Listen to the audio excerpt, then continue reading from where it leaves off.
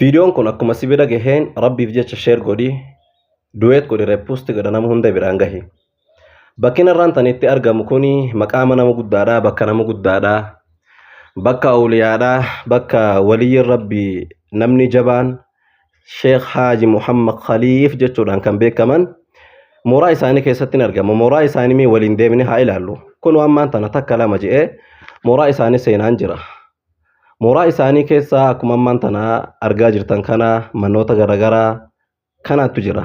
Ammaan tana ammoo gara khalawaa isaanii bakka isaan ta'anii rabbi itti dhakkaraa turan, ilmii diin itti barsiisaa turan keessa seenaa jira. Na hordofa.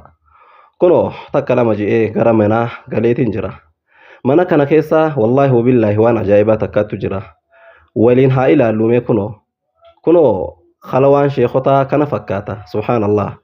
Mee ilaala kabaja isaanii kunoo madabni isaanii kana fakkaata. Koofiyaan ammaan tana argaa jirtan tun waan isin ajaa'iburraa koofiyaa yoomini beeytani. Qalawita sheekhonni Haji Khaliif ridwaanullahi alayhim amata 50 dura uffataa turanidha. Kunoo nutillenga adabaan maaliif bakka nama guddaa taa'uun barakaadha, bakka nama guddaa taa'uun ulfina waan ta'eef khalwaa isaanii keessa teenyee isaaniifillee faatihaa qaraanii bakka isaan taa'aa turanidha daawwannee achi baane. Kunoo manni ammaan tana argaa jirtan kunis manuma qe'ee isaanii keessatti argamudha. Manni guddaan kun mana mawlidaa jechuudhaan kan beekamudha. Mana yoo xiqqaate labbaan isaa gara meetira 40 ol bal'atudha.